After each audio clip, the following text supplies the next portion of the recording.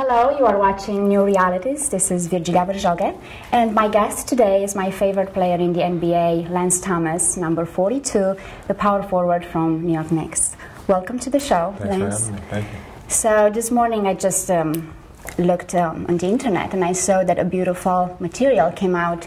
CBS Sports is actually writing very beautifully about you, and your trainer is speaking about you, your coach Kevin Durant as well, and everybody is talking highly about you. Now I would like to know, how is this season so far, because you seem to be all over the news and you really have a good season. So how do you feel about being part of the New York Knicks at this point in your career? It's a dream come true. I'm a local kid, so I grew up watching the New York Knicks. I've always loved the team, and it's very surreal for me right now to be wearing the uniform and representing New York. And what's interesting is I always say that I'm a huge basketball fan. I grew up in Romania, where we didn't really have, in a communist country, basketball.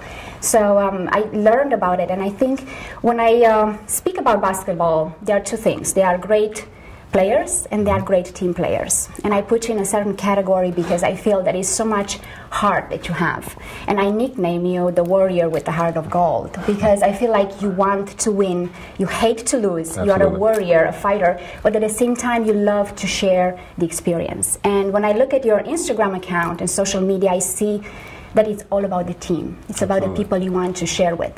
How do you deal within a team with people who have egos, right? Because to be such a great person, aside of being a great player, how do you integrate yourself and deal with players who perhaps have a different perspective on the game? Well, our egos are what got us here. To play at this level, you have to have some type of ego, some type of chip on your shoulder to be able to come out and compete every night. So we have that on our teams, but what I think we do a good job of is balancing out our egos.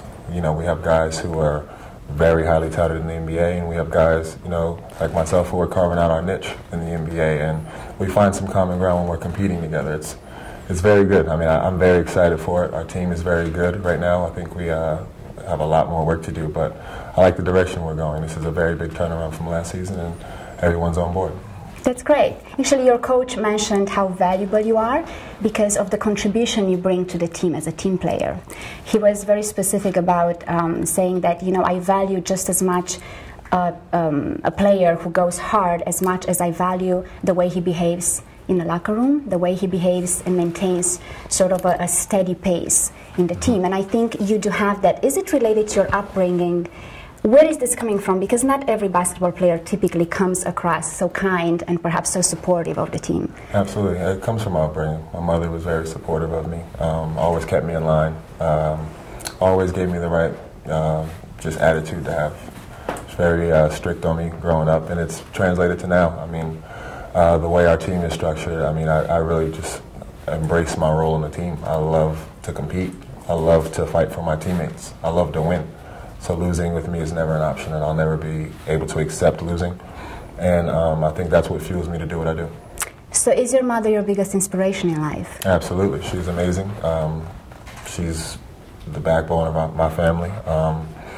And everything that she's done has been just instilled in me. The fight, the drive, the will to never let anyone tell you can't do something. That's something she's done for me, and it's something that I know that when I have the opportunity to give it to my offspring, I will. So she's a warrior herself, right? A Absolutely. fighher. Now, do you still have moments with her when she puts you in the corner and says, you didn't do this right? Oh, yes. After games, there'll be games where, she doesn't feel like I played as hard as I could. Oh. And she'll tell me, hey, you could have gave it a little bit more tonight. Really? And, being my mother, she's my biggest critic. She's my biggest coach. And, when she says that stuff like that to me, it hits home, because I know that she wouldn't tell me something that she wouldn't do.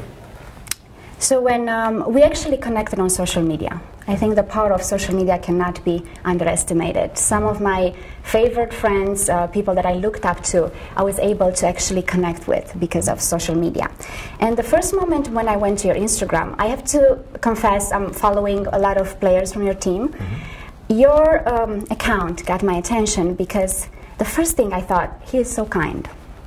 And it's funny because when you go to a basketball player, a page, you kind of look for, instant gratification. You look for that kind of just the game and highlights from the game. But what came across from your profile, this is someone who loves to support other people. He loves to kind of highlight other people's efforts.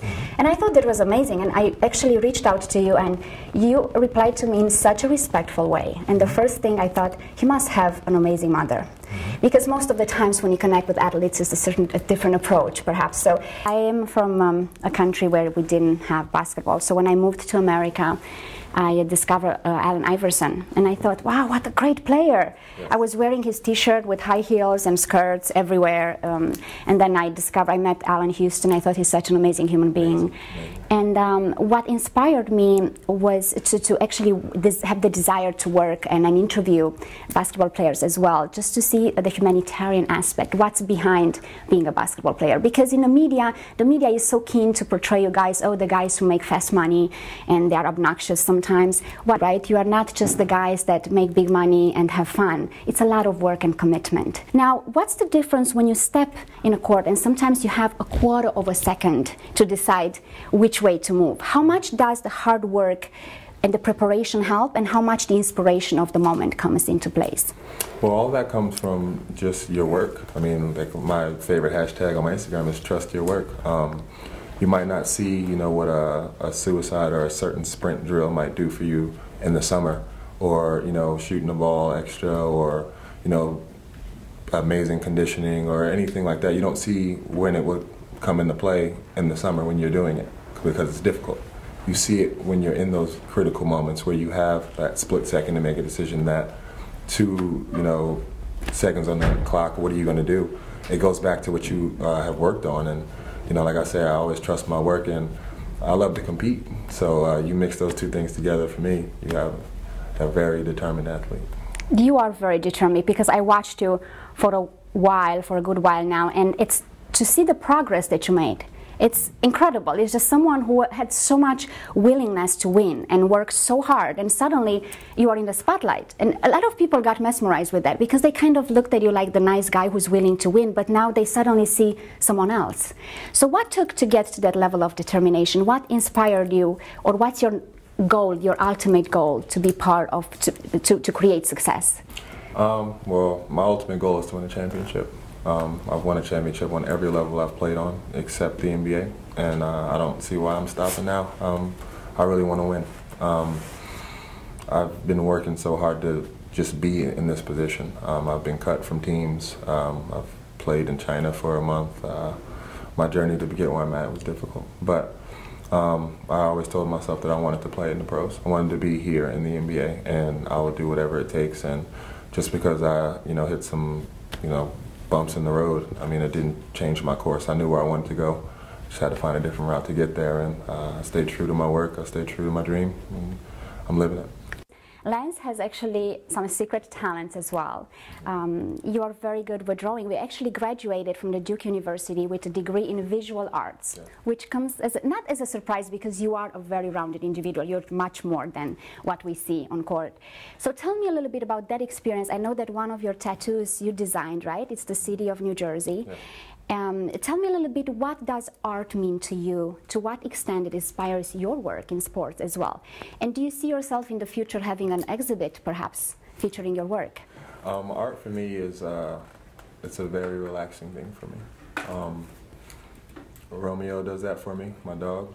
Drawing and fishing in the ocean is my getaway from, you know, the rustle and bustle of everyday life. And I love to draw. I love to, if I see something that I think is interesting, I'll put it on paper to the best of my ability.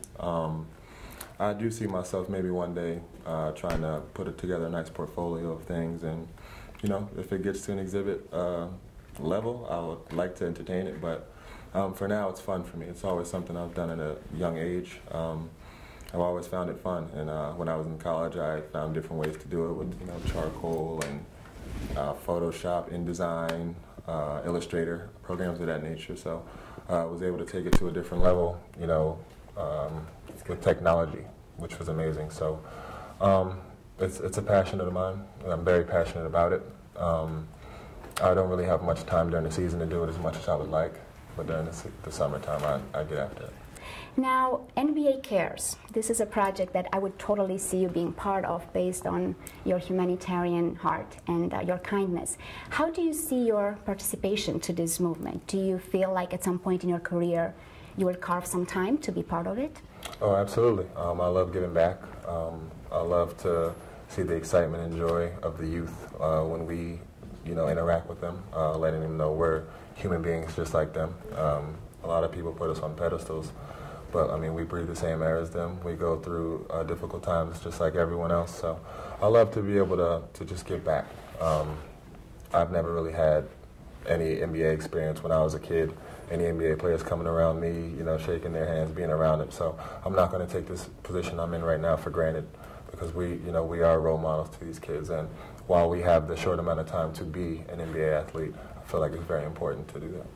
I watched him, and he was so gracious in the elevator. We were going upstairs to the studio, and two kids connected with you, and they say they are huge NY Knicks fans. And I thought that was so sweet how you interacted with them, and your dog was there, and just such a kindness that I would love. I would see you as being instrumental in working and inspiring these kids as well, that perhaps one day will be like you on court and fighting to win, trust their work, right? This was such a pleasure. Thank you so much. Pleasure is mine. Thank you so much for the time. See you winning, never losing, and trust your work, Absolutely. right? Thank you. This is Virgilia from Newrealities. Thank you so much for watching. Looking forward to seeing you next time.